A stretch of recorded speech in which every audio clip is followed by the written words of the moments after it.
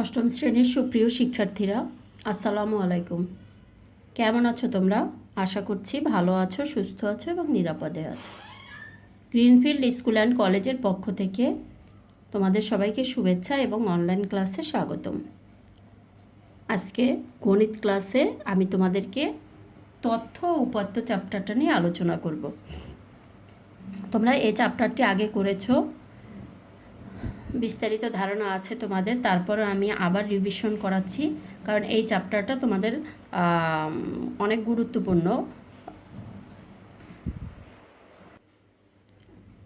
তোমাদের এই অধ্যায় থেকে 2টা প্রশ্ন আসবে, যে কোনো একটি প্রশ্নের অবশ্যই উত্তর দিতে হয়। এটা হলো ঘ বিভাগে আসে, এবং নবম শ্রেণীতে গেলেও পরিসংখ্যান অধ্যায়টা তোমাদের গুরুত্বপূর্ণ। এগুলো নবম শ্রেণীতেও আছে, তার সাথে আরও কিছু যুক্ত হবে, কিন্তু এটা কিন্তু তোমাদের করতে হবে। এই মানে যা করাচ্ছি সেটা অবশ্যই নবম শ্রেণীতে কাজে লাগবে। অতএব তোমরা এই অধ্যায়টা অনেক গুরুত্বের সাথে দেখবে, কারণ এটা থেকে একটা প্রশ্নের অবশ্যই উত্তর দিতে হয়। নবম শ্রেণীতেও সেম 2টি প্রশ্ন থাকে, সেখান থেকে একটি প্রশ্নের উত্তর দিতে হয়, ঠিক আছে? চ্যাপ্টারটা হলো তথ্য ও উপাত্ত, একাদশ অধ্যায়। তথ্য উপাত্ত কাকে বলে? কোনো ঘটনা বা বিষয় সম্পর্কিত বিশেষ বর্ণনাকে তথ্য বলে।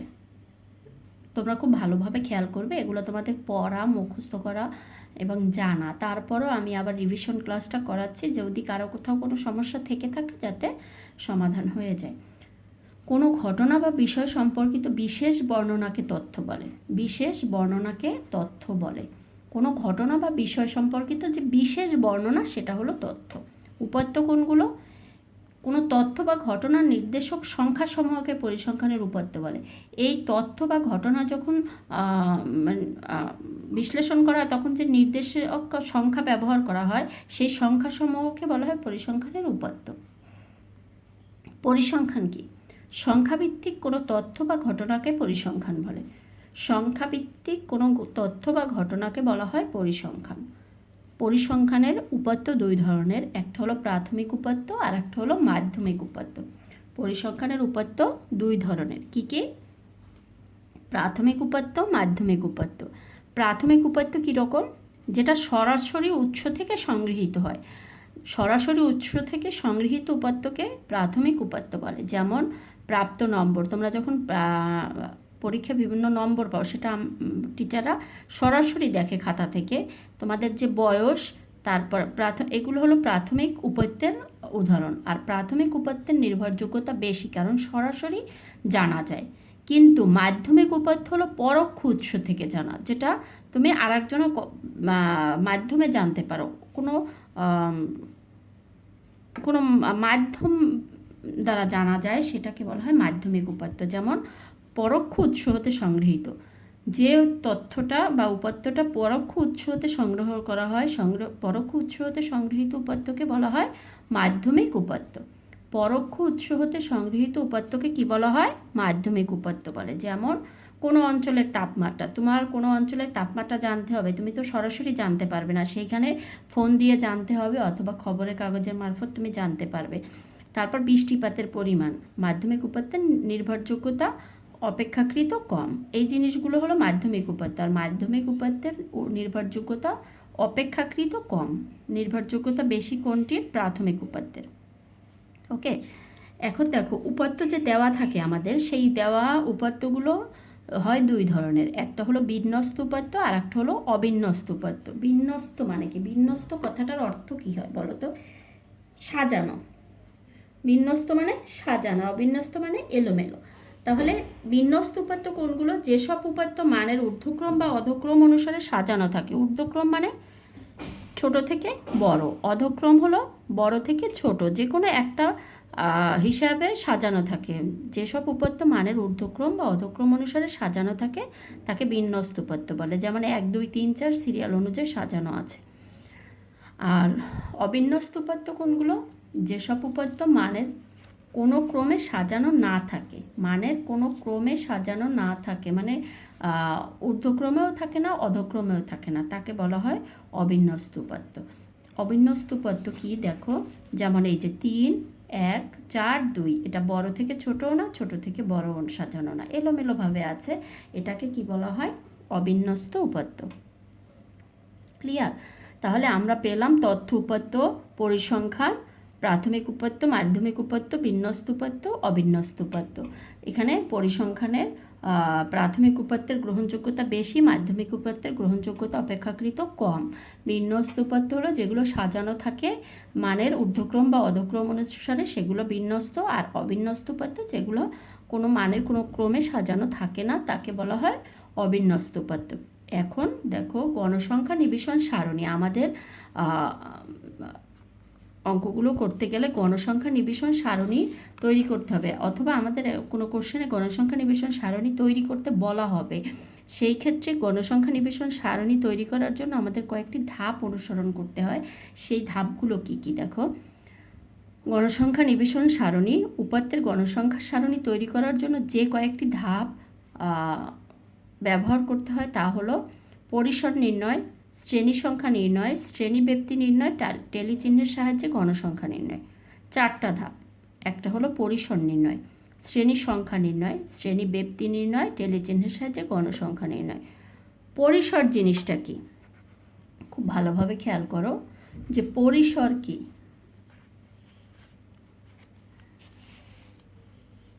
পরিসর হলো কোনো উপাত্তের সর্বোচ্চ সংখ্যা ও সর্বনিম্ন সংখ্যার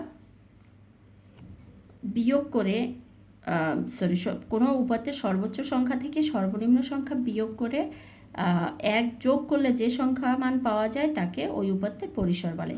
মানে একটা উপাত্ত দেয়া আছে, তার সর্বোচ্চ মান কত, সেই সর্বোচ্চ মানটা থেকে সর্বনিম্ন মানটা বিয়োগ করে তার সাথে 1 যোগ করলে ওই উপাত্তের পরিসর পাওয়া যাবে। ধরো একটা উপাত্তের সর্বোচ্চ মান হলো 15, সর্বনিম্ন মান হলো 7, তাহলে উপাত্তটির পরিসর কত হতে পারে? 15 আর 7। তাহলে সর্বোচ্চ মান দেখো, এখানে আমি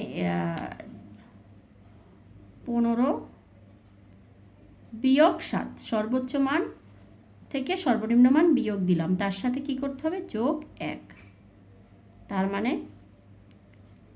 8 যোগ 1, পরিসর কত হচ্ছে? 9। ক্লিয়ার? তাহলে পরিসর নির্ণয়টা খুবই সহজ। আর আমাদের এই যে গণসংখ্যা নিবেশন সারণী তৈরি করতে পরিসরটা আমাদের অবশ্যই দরকার। এই জন্য তোমরা পরিসরের এই সূত্রটা অবশ্যই মুখস্থ করবে। দেখো এখানে উপাত্তের পরিসর নির্ণয়ের সূত্র একটা আছে, সেটা হলো সর্বোচ্চ সংখ্যা বিয়োগ সর্বনিম্ন সংখ্যা যোগ 1। পরিসর সমান সর্বোচ্চ সংখ্যা বিয়োগ সর্বনিম্ন সংখ্যা যোগ 1। আবার বলো, পরিসর সমান সর্বোচ্চ সংখ্যা বিয়োগ সর্বনিম্ন সংখ্যা যোগ 1। ক্লিয়ার? এটা হলো পরিসর নির্ণয়। এখন আমরা বের করব শ্রেণী ব্যক্তি। শ্রেণী ব্যক্তিটা আমি কিভাবে বের করব? যে কোনো শ্রেণীর ঊর্ধ্বসীমা ও নিম্নসীমার ব্যবধান হলো সেই শ্রেণীর শ্রেণী ব্যক্তি। যে কোনো শ্রেণীর সর্বনিম্ন মানকে এর নিম্নসীমা আর সর্বোচ্চ মানকে এর ঊর্ধ্বসীমা বলা হয়। খেয়াল করো শ্রেণী ব্যক্তিটা কি, ধরো 11 থেকে 20। এই 11 থেকে 20, 11টা হলো সর্বনিম্ন মানে নিম্নসীমা শ্রেণীর, আর 20টা হলো ঊর্ধ্বসীমা শ্রেণীর ঊর্ধ্বসীমা। এটাকে বলা হয়, এই দুইটার পার্থক্য যেটা হলো ব্যবধানটাকে বলা হবে শ্রেণী ব্যক্তি। তার মানে 11 থেকে 20, 11, 12, 13, 14, 15, 16, 17, 18, 19, 20, মানে 11 গুণে যাব আমি। 11 আর 20-এর ব্যবধান কত? 10। তাহলে শ্রেণী ব্যক্তিটা আমার কত? 10। ঠিক আছে? শ্রেণী সংখ্যা ব্যবধান বলতে যে আমি সর্বোচ্চ মান আর সর্বনিম্ন মান দুইটা শুরু থেকে শেষ পর্যন্ত গুণে যাব। শ্রেণী সংখ্যা কোনো উপাত্তের পরিসর যেটা বের হবে সেই পরিসরকে যতগুলো শ্রেণীতে ভাগ করা হয় তার সংখ্যাকে শ্রেণী সংখ্যা বলে। শ্রেণী সংখ্যাটা নির্ণয়ের একটা পদ্ধতি আছে, দেখো আমি সেটা পরে দেখাচ্ছি। এটা দেখো আগে, কোনো উপাত্তের পরিসরকে যতগুলো শ্রেণীতে ভাগ করা যায় তাকে ভাগ করা হয় তার সংখ্যাকে শ্রেণী সংখ্যা বলে। এখন শ্রেণী সংখ্যা নির্ণয়ের সূত্রটা কি দেখি আমরা। শ্রেণী সংখ্যা সমান কি হয়? পরিসর ভাগ শ্রেণী ব্যক্তি। পরিসর যদি হয় ধরো 9, বা পরিসর হলো 25 বা 26, আর শ্রেণী ব্যক্তি হলো 5। এখন ভাগ করলে আমার কত আসে এখানে? 5.2। 5.2, এই যে এটা ভাগ করলাম, তাহলে আমার শ্রেণীর সংখ্যা কত হবে? এখানে দশমিক আসছে, তাহলে শ্রেণী সংখ্যাটা আমার কত আসবে? 6 আসবে। কারণ দশমিকের পরে আমার 1 থেকে যাই আসুক সেটাকে পূর্ণ সংখ্যায় ধরতে হবে, কারণ দশমিক অংশ 5টা তো লাগবেই, সাথে এটার জন্য আর একটা ঘর লাগবে, তার মানে শ্রেণী সংখ্যা হবে 6টি। এভাবে শ্রেণী সংখ্যা বের করতে হবে, ঠিক আছে? শ্রেণী সংখ্যা বের করার সূত্রটা কি? পরিসর ভাগ শ্রেণী ব্যক্তি। ওকে, এখন দেখো, এখন আর একটা হলো টেলি চিহ্ন। টেলি চিহ্নগুলো আমরা কিভাবে দিব? উপাত্তের সংখ্যাসূচক তথ্য রাশির জন্য টেলি চিহ্ন দিতে হয়। উপাত্তের সংখ্যাসূচক তথ্য রাশির জন্য টেলি চিহ্ন দিতে হয়। কোনো শ্রেণীতে 5টি টেলি চিহ্ন দিলে 4টি সোজা দাগ দেওয়ার পর পঞ্চমটি আড়াআড়িভাবে দিতে হয়, এভাবে দিতে হয়। 5টি এভাবে দিয়ে পঞ্চমটি এভাবে আড়াআড়িভাবে দিতে হয়। এটা হলো টেলি চিহ্ন। 4টা সোজা দাগ দিব, পঞ্চমটা আড়াআড়ি 5টা। তারপর যদি আমার 2টা লাগে তাহলে 2টা সোজা দাগ, 3টা লাগলে 3টা সোজা দাগ, 4টি হলে 4টা সোজা দাগ, শুধু 5টা হলেই এরকম যাবে। তাহলে আমাদের এই যে গণসংখ্যা নিবেশন সারণীর জন্য যে 4টি ধাপ, সেই 4টি ধাপ এখানে কমপ্লিট হলো। আর গণসংখ্যা জিনিসটা কি দেখো, কোনো শ্রেণীতে যতগুলো টেলিচিহ্ন আছে তার সংখ্যাকে গণসংখ্যা বলে। একটা শ্রেণীতে যতগুলো টেলিচিহ্ন পড়বে সেই টেলিচিহ্নগুলোকে সংখ্যা যেটা, তাকে বলা হয় গণসংখ্যা। এটা হলো গণসংখ্যা। তাহলে ধাপগুলো কি কি হলো আমাদের? গণসংখ্যা নিবেশন সারণী তৈরির ধাপগুলো হলো, ফার্স্টে পরিসর নির্ণয়, তারপরে শ্রেণী ব্যক্তি নির্ণয়, শ্রেণীর সংখ্যা নির্ণয়, আর টেলিচিহ্নের মাধ্যমে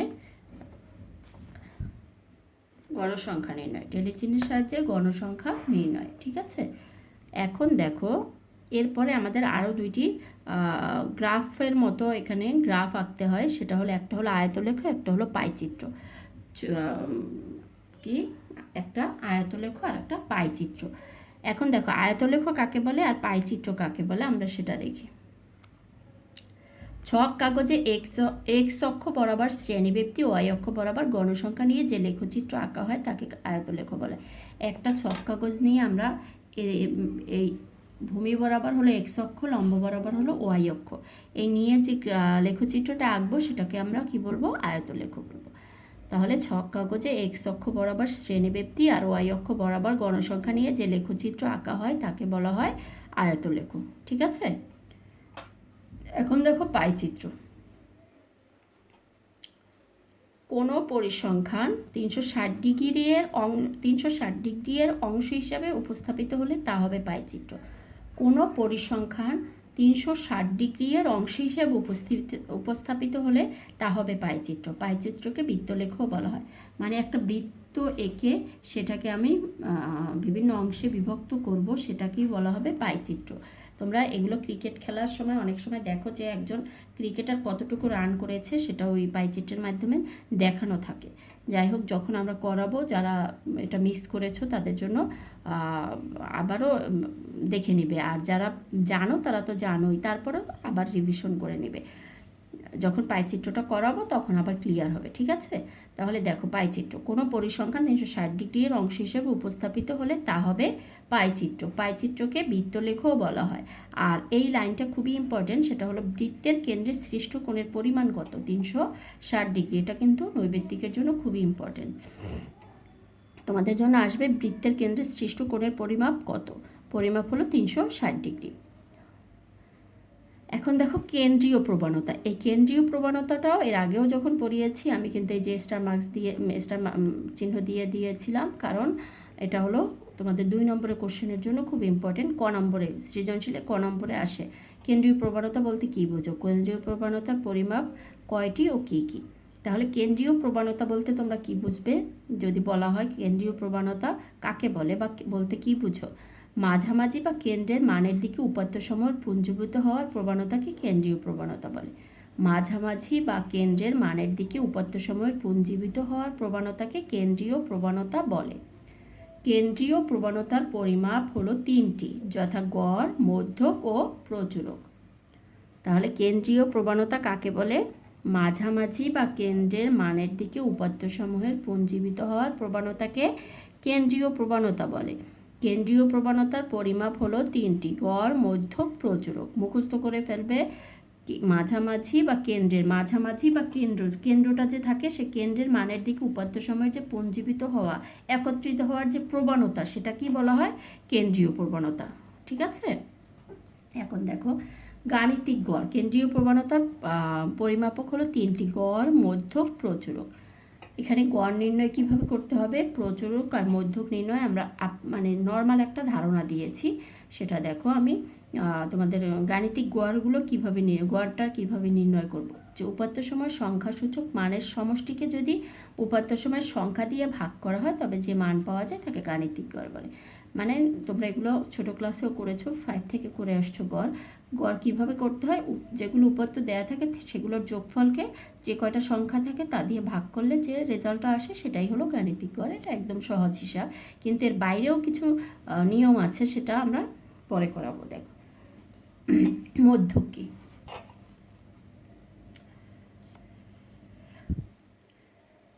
মধ্যক হলো উপাত্তগুলোকে মানের ক্রমানুসারে সাজালে যে মান উপাত্তগুলোকে সমান 2 ভাগে ভাগ করে তাকে উপাত্তগুলোর মধ্যক বলে।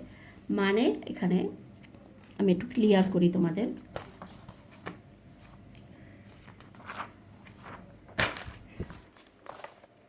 দেখো এখানে কিছু এলোমেলো মান দেওয়া থাকলো, ধরো 5, 7, 4, 3, 6। এগুলোকে আমি মানের ক্রমানুসারে সাজাবো। ফার্স্টে হলো 3, 4, 5, 6, 7। এখন এটা হলো বেজোড় 5টা সংখ্যা, এপাশ থেকে 2টা, এপাশ থেকে 2টা, এই মাঝখানেরটা হলো মধ্যক। এটা হলো মধ্যক। আর যদি এটা না থেকে থাকতো, যেমন এখানে আর একটা থাকতো 8, হ্যাঁ, তাহলে এটাকে আমি সাজাইলে কি হতো? এটাকে সাজাইলে কি হবে? 3, 4, 5, 6, 7, 8।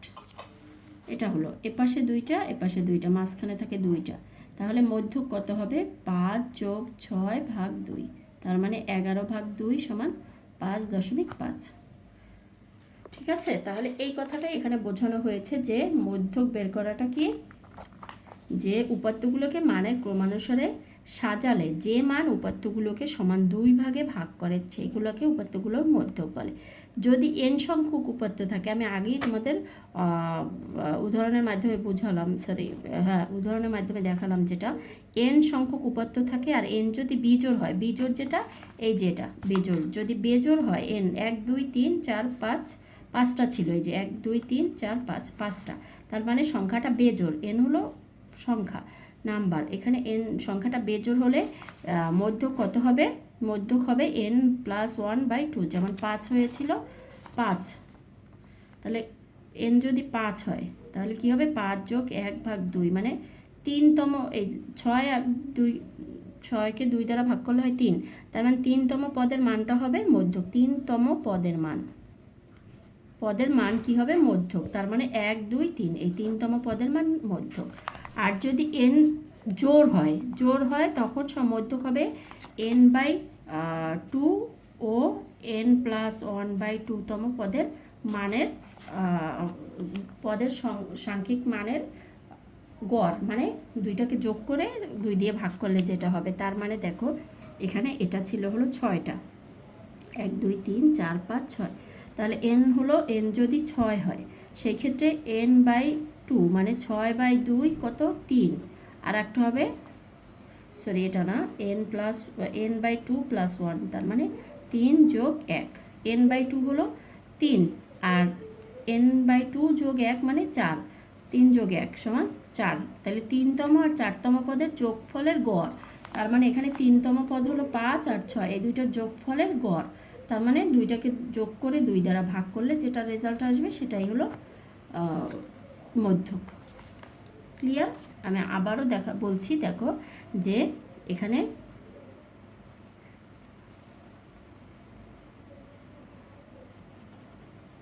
তোমাদের n যদি জোড় হয় তবে মধ্যক কত হবে n/2 তম পদের মান। n যদি জোড় হয় তাহলে মধ্যক হবে n/2 তম ও n/2 প্লাস 1 তম পদের দুইটি সাংখ্যিক মানের গড় হবে মধ্যক। আর n যদি বেজোড় হয় তবে মধ্যক হবে n+1/2 তম পদ। ঠিক আছে। আর প্রচুরকটা কি? কোনো উপাত্তে যে সংখ্যাটি সবচেয়ে বেশি বার থাকে, কোনো উপাত্তে একটা উপাত্ত দেয়া আছে, ধরো এখানে দেওয়া থাকলো যে 2 3 2 4 2 5 4 3, তাহলে এখানে কত আছে? 1 2 3, 2 আছে 3 বার, 2 হলো 3 বার, 3 হলো 2 বার, 4 হলো 2 বার, 5 হলো 1 বার। তাহলে সর্বোচ্চ কোনটা আছে? 2। 2 কয়বার আছে? 3 বার আছে। তার মানে প্রচুরক কত এখানে? প্রচুরক কত হবে? 2 হবে। যে সংখ্যাটা সর্বোচ্চ বার থাকবে, কোনো উপাত্তে যে সংখ্যাটি সবচেয়ে বেশি বার থাকবে সেটা হবে প্রচুরক। ঠিক আছে। কোনো উপাত্তে যে সংখ্যাটি সবচেয়ে বেশি বার থাকে তাকে প্রচুরক বলা হয়। ক্লিয়ার? তাহলে আমি আশা করছি এখানে আজকে যে ধারণাটা আমি তোমাদের দিলাম তোমরা সেটা খুব ভালোভাবে বুঝতে পেরেছো।